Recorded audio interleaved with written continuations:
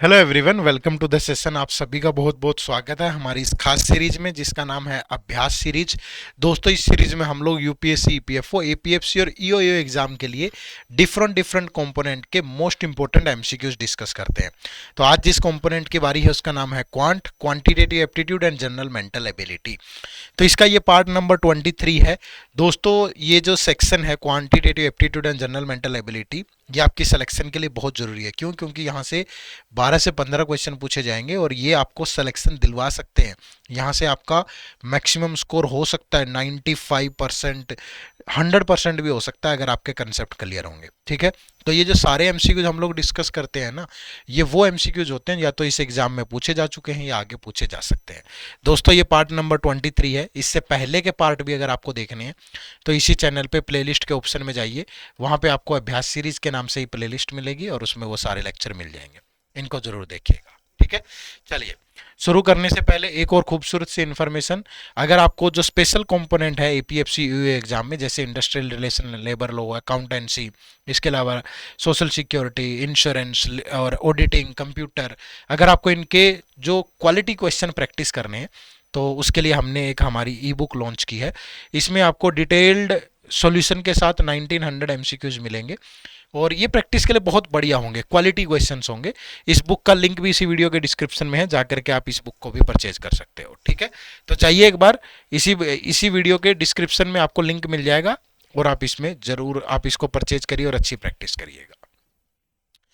दोस्तों, मैंने कहा था कि हम कुछ लेक्चर रीजनिंग के भी डिस्कस करेंगे जहां से क्वेश्चन एग्जाम में पूछे जा सकते हैं। तो आज हम जो टॉपिक डिस्कस करेंगे वो होगा ब्लड रिलेशन। ब्लड रिलेशन से अक्सर क्वेश्चन आपको एग्जाम में देखने को मिल जाता है और जैसे ही आप ये वीडियो देखोगे, बहुत हाई लेवल नहीं होगा, बैंकिंग की तरह बड़ी बड़ी पजल्स नहीं होगी, आरबीआई की तरह या एसबीआई की तरह नहीं। जैसा लेवल पूछता है इस एग्जाम में वैसा ही होगा। ठीक है, तो छोटी छोटी इन्फॉर्मेशन पे जैसे सवाल होते हैं वन बाय वन डिस्कस कर लेते हैं। ठीक है, चलो। लेकिन उससे पहले कुछ बेसिक इन्फॉर्मेशन आपको होनी चाहिए। जैसे आपको रिश्तों के बारे में पता होना चाहिए। आपको उन सब रिश्तेदारों का मालूम करना है जो आपको टोंट मारते हैं, अभी जो कहते हैं कि इससे कुछ नहीं होगा। उनको जवाब भी तो देना है ना भैया, है ना। चलो सुन लो, कुछ टोंट मारने वाले हैं, कुछ अच्छे रिश्तेदार भी होंगे, सबके बारे में जानते हैं। देखो, सबसे पहले ग्रैंडफादर, ग्रैंड मदर। ठीक है, जानते ही हैं, दादा दादी, नाना नानी, ये दोनों तरफ से हो सकते हैं। ये पापा की तरफ से भी हो सकते हैं और मम्मी की तरफ से भी हो सकते हैं, यानी ये पैटर्नल भी हो सकते हैं और मैटरनल भी हो सकते हैं। ठीक है, तो ध्यान रखना, ग्रैंडफादर दादा के लिए भी यूज किया जाएगा और नाना के लिए भी, और ग्रैंड मदर दादी के लिए भी और नानी के लिए भी। उसके बाद अंकल। ठीक है, जो अंकल होता है ये भी पैटर्नल भी होता है और मैटरनल भी होते हैं। ठीक है, आंट भी पैटर्नल भी होता है, मैटरनल भी होता है। Brother in law, sister in law, ये सब पैटर्नल मैटरनल, ये 6 के 6 रिश्ते पैटर्नल और मैटरनल दोनों होते हैं भैया। ठीक है, जैसे अंकल है, अंकल क्या होगा, अब अपने फादर के जो ब्रदर हैं वो भी अंकल हैं, अपनी मदर के जो अंकल हैं, सॉरी, अपनी मदर के जो ब्रदर हैं वो भी अंकल हैं। ठीक है, यानी कि चाचा हो गया, ताऊ हो गया, मौसा हो गया, मामा हो गया, फूफा हो गया, ये सारे अंकल ही तो होते हैं। आंट में भी सब आ जाएगी, मौसी आ जाएगी, मामी आ जाएगी, चाची आ जाएगी, ताई आ जाएगी, बुआ आ जाएगी, ये सब किस में आ जाएंगे, आंट में आ जाएंगे। क्लियर है, तो ये पैटर्नल मैटरनल दोनों हो सकते हैं। ऐसे ही brother in low, brother in लो अब दोनों तरफ से हो सकता है ना। अगर आप एक फीमेल हैं तो आपके जो हस्बैंड है उनका जो ब्रदर है वो ब्रदर इन लो हो गया। अगर आप एक मेल हैं तो आपके जो वाइफ है उनके जो ब्रदर है वो आपके ब्रदर इन लॉ हो गए, तो ये भी ब्रदर इन लॉ यानी देवर, जेठ। ठीक है, और इसके अलावा जो आपका साला, साली, ये सब brother in law, sister in law में आ जाएंगे। ठीक है, फिर daughter in law. Daughter in law मतलब क्या, बहू, यानी अपने सन की जो वाइफ है वो डॉटर इन लॉ होती है। सन इन लॉ मतलब बेटी का हस्बैंड। ठीक है, आपकी जो बेटी है, बेटी का हस्बैंड, जिसको दामाद बोलते हैं वो। ठीक है, mother in law, father in law, यानी सास और ससुर। अब ये भी पैटर्नल मैटरनल दोनों होते हैं।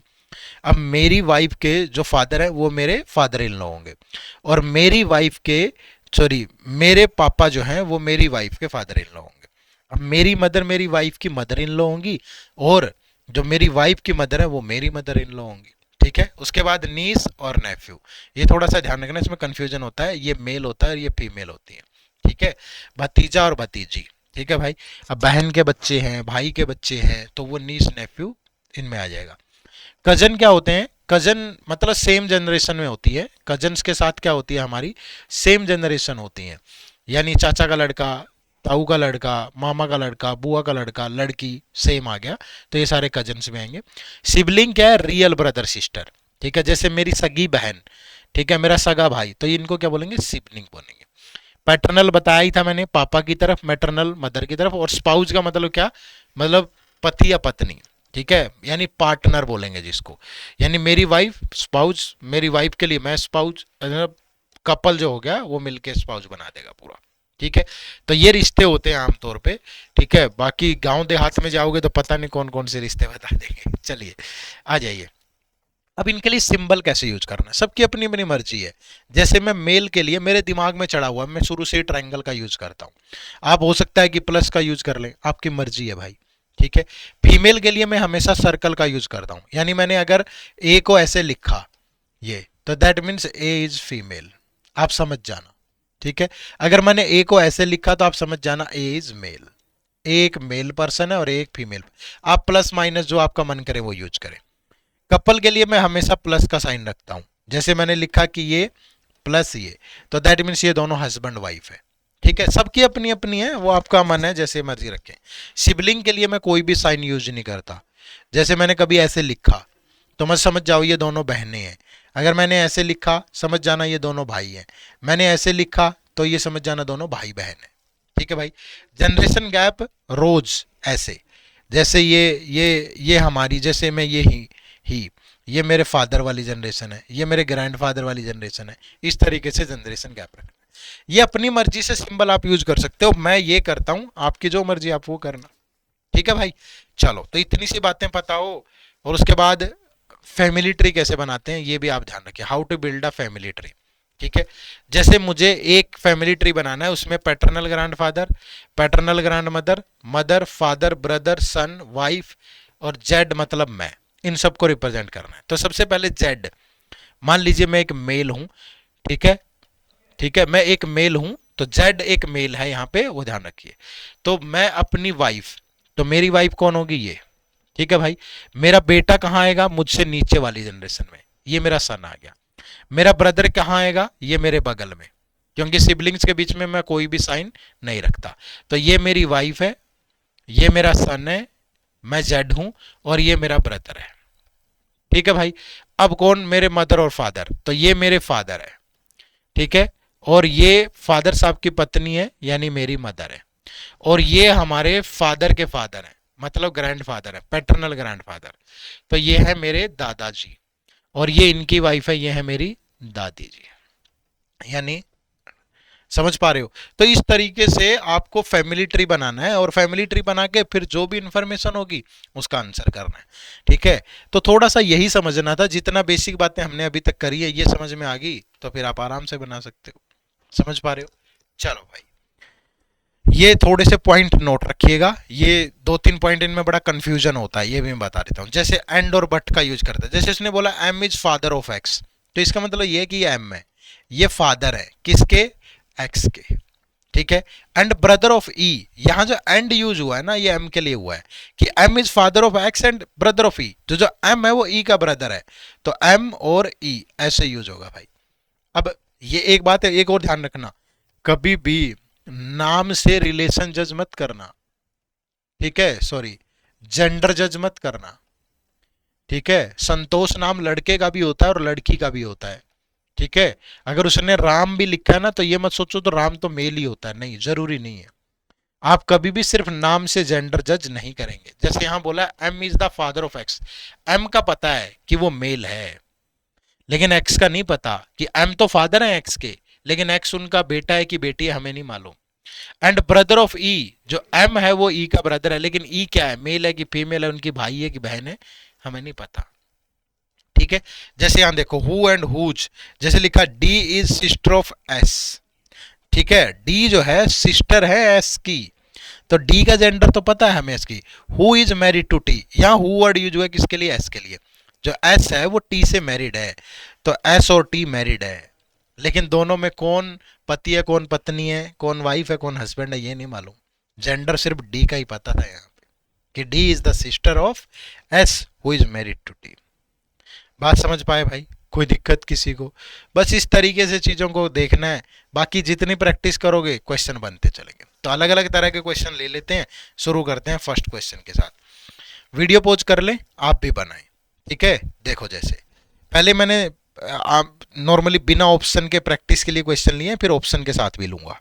देखो, in a family B is the son of C, जो बी है वो सन है, ठीक है? सी, बी का जेंडर पता है, and she is not the mother of B. अब भैया सी मदर नहीं है तो सी फादर होंगे, ठीक है? तो ये हो गया। A and C are married couple, A और सी मैरिड है, तो जब ये मेल है तो ये फीमेल होगी, ये इनकी पत्नी होगी। F is the brother of C, F जो है वो ब्रदर है सी के, तो सेम सेम जनरेशन में आएंगे ना। D is the brother of E, D जो है वो ब्रदर है ई के, लिख लो अलग से, D is the brother of E. आगे कह रहा है E is the daughter of A, E is the daughter of A, तो ई जो है वो डॉटर ऑफ ए है और डी इनका ब्रदर है, तो यही तो बनेगा पूरा का पूरा, ठीक है? क्योंकि बी भी इनका सन है, ई भी इनकी डॉटर है, डी इनका ब्रदर है, बस।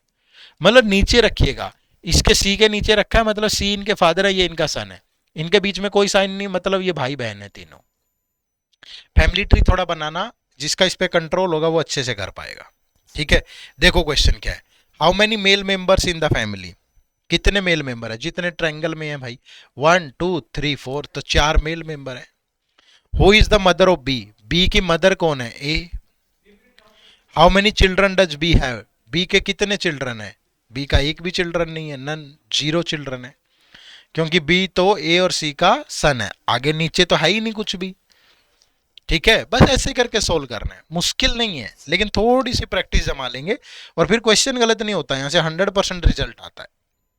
देखो जैसे आप बनाओ ये क्वेश्चन, फटाफट से वीडियो पॉज करके सोल्व करो। इन ए फैमिली, एक फैमिली है, B is the husband of P, जो बी है ना, बी हस्बैंड है किसके? पी के। Q is the only grandson of E, who is the wife of D, Q is the only grandson ये है, और हु ग्रैंडसन ऑफ ई, और who is the wife of D, E wife है किसकी? D की। ये situation है। आगे कह रहा है E is the mother in law of P, जो ई है भैया वो मदर इन लॉ है पी की, मतलब इनका कोई सन होगा और उनकी जो वाइफ है वो पी है, ठीक है? ये सिचुएशन तो यहां फिट बैठती है भाई। अब पी, पी के हस्बैंड बी, तो ये बी होगा, बस बन गया फैमिली ट्री। तो कह रहा है कि how is B related to D, ठीक है? जो बी है वो डी से कैसे रिलेट करता है? तो बी की मदर ई के हस्बैंड डी, तो बी इनका क्या हुआ? सन हुआ, तो राइट आंसर इज क्या? सन, ठीक है? बस ऐसे करना है। चलो next question number 5 to 8, question हमने आगे लिए हैं, पहले इस इंफॉर्मेशन को सोल्व कर लो, ठीक है? आराम से वीडियो पॉज कर लो, पहले इंफॉर्मेशन बनाओ। Study the following information carefully and answer the question. ज़्यादा लेवल नहीं लिया, मुझे आदत है पढ़ाने की, बैंकिंग वगैरह में बड़ी बड़ी पजल्स ये वो, बट इस एग्जाम का लेवल नहीं है उतना, इतना ही है जैसा आपके सामने है, ठीक है? देखो क्या रहा है, there are 8 members in a family, A B C D E F G and H. A is the grandmother of G, A is the grandmother of G, A grandmother है किसकी? जी की। अब जी क्या है हमें नहीं पता। आगे कह रहा है G who is the cousin of H, G एक मेल मेंबर है, लेकिन ये कजन है किसका? एच का, ठीक है? G is the cousin of H. आगे कह रहा है A is married to B, अब ए ग्रैंड मदर है, अगर मैरिड है तो बी के साथ मैरिड है, तो बी एक मेल मेंबर होंगे। आगे कह रहा है B has 1 son and 1 daughter, तो ए और सी इन दोनों का ही 1 सन और 1 डॉटर होंगे भाई। अब कौन सन है कौन डॉटर हमें नहीं मालूम। आगे क्या कह रहा है, C is the son of A, C is the son of A, तो C is the son of A, and is married to E, जो सी है वो मैरिड है किसके साथ? ई के साथ। F is the wife of D, जो एफ है, एफ वो वाइफ है किसकी? डी की। And H is the son of D, और जो एच है वो इनके सन है। ई हैज 1 सन, ई का सिर्फ एक ही बेटा है, तो ई का अगर एक ही बेटा है तो वो बेटा इनका जी होगा भाई। और यहां ये जो है सी, जो क्योंकि बी का एक सन एक डॉटर है, ए का एक सन एक डॉटर है, तो सन तो सी है, तो फिर ये डॉटर एफ होगी और इनके हस्बैंड डी होंगे और इनका बेटा जो है वो एच होगा। ऐसे ही तो बनेगी पूरी कहानी, ठीक है, तो मतलब थोड़ा सा जब आप नियमित प्रैक्टिस करोगे ना तो ये चीजें दिमाग में घुस जाएंगे बहुत आराम से। ठीक है, देखो अब क्वेश्चन देखते हैं इस पे। पहला क्वेश्चन है question number 5, how is H related to B. जो एच है वो बी से कैसे रिलेट करेगा। अब देखो ये एच है, ये एच बी से कैसे रिलेट करेगा। भैया एच की मम्मी कौन है, एफ, और एफ के फादर कौन है, बी। तो एच जो है वो बी का क्या होगा भाई, एच जो है वो बी का क्या होगा, ग्रैंडसन। Option number 1। भैया बी का की डॉटर है एफ और एफ का सन है एच, तो क्या हुआ, नानी नाना। तो नाना मतलब वो एच क्या हुआ, उनके grandson. Next question number 6, how is F related to B. F related to B, जो एफ है वो बी से कैसे रिलेट करते हैं। तो भैया एफ जो है वो बी की क्या है, डॉटर है, क्योंकि ए और बी के दो ही बच्चे हैं, सी और एफ एक फीमेल कैंडिडेट है तो डॉटर है। Option number 2। Question number 7, how many female members are there in the family. कितनी फीमेल मेंबर है, सर्कल में जितने लोग हैं वो फीमेल हैं, तो इस जनरेशन में एक, फिर ये दो, फिर ये तीन, तो 3 मेंबर्स जो है वो फीमेल है भाई। Option number 3। If H is married to I then how is I related to F. H is married to I, अगर H is married to I है then how how is I related to F. जो I है वो F की क्या लगी, भैया F का सन है एच, एच और एच की वाइफ है आई, तो क्या हुई, डॉटर इन लो। ठीक है, तो right answer is option number 2। Clear है, बना सकते हो, मुश्किल तो नहीं है। चलो फिर ये बनाओ फटाफट। Question number 9, hurry up guys, video pause कर लो और बनाओ। There are 11 members in 3 generations, A is sister of B. A जो है वो सिस्टर हैं बी की, तो ए का जेंडर कंफर्म है, बी का नहीं पता। B who is wife of C, जो बी है वो वाइफ है किसकी, सी की। D and E are the daughters of B, B की डी और ई जो हैं वो डॉटर्स हैं बी की। आगे कह रहा है F is the son of A, F जो है वो ए का सन है, F is the son of A. And G is the wife of A's only son, A का ओनली सन और जी इसकी वाइफ है भाई। ठीक है, अब आगे क्या कह रहा है, H is married to E, H जो है E, H is married to E, क्योंकि ई एक फीमेल है तो एच एक मेल कैंडिडेट होगा। And K is a daughter of H, ठीक है, जो के है वो डॉटर है एच की। I is the sister of J, I is the sister of J, कहां है आई और J, 3 4 7, I is the sister of J who is the son of G. G का who is the son of G, J जो है वो जी का son है, और आई जो है इनकी सिस्टर है, आई इनकी सिस्टर है। ठीक है भाई, तो ये पूरा फैमिली ट्री बन गया। और इस पे अब क्वेश्चन है क्या है, how is C related to K. जो सी है वो किस के से कैसे रिलेट करेगा। अब एक देखो, बी और सी हस्बैंड वाइफ है, बी की डॉटर है ई, ई के हस्बैंड है एच, एच के की डॉटर है के, तो यानी कि के की मदर ई के फादर सी। ठीक है, तो how is C related to K. ठीक है भाई, जो सी है वो के क्या हुए, ग्रैंडफादर। तो option number 2 is the right answer. भैया सी की डॉटर है ई की डॉटर है के, तो क्या हुए, नाना हुए, तो यानी कि ग्रैंडफादर हुए, मैटरनल ग्रैंडफादर। ठीक है, चलो नेक्स्ट। थोड़ा सा ऐसे भी करके दे सकता है कभी, थोड़ा बहुत क्या करेगा, वो बोलते हैं ना उसे कोडेड फॉर्म में दे देगा। आसानी सवाल है, वैसे मुश्किल नहीं है, तो मतलब हमारी कोशिश है कि ज्यादा से ज्यादा वैसी चीजें प्रैक्टिस कर लें। देखो, consider the following, A plus B means A is the son of B, A minus B means A is the wife of B. अब जैसे यहां देखो, तो what does the expression P plus R, यानी plus का मतलब है son, तो P is the son of R, जो पी है वो सन है आर के। R minus Q, R is the wife of Q, are जो है वो वाइफ है किसके, क्यू के। अब इसमें से बताना है कि कौन सा रिलेशन सही है। Q is the son of P, क्या क्यू जो है वो सन है पी के, नहीं, क्यू तो फादर है। Q is the wife of P, Q तो वही मेल मेंबर है। Q is the father of P, yes, जो क्यू है वो फादर है पी के। ठीक है, बस इतना सा करना था। चलो एक दो क्वेश्चन और, जैसे कई बार इस तरह का सवाल भी पूछता है, यहां 5 ऑप्शन डाल दिए मैंने गलती से, माफ करना, 4 ही होते हैं। देखो क्या है, पॉइंटिंग टू ए बॉय, आप भी वीडियो पॉज करके आराम से सोल्व करो।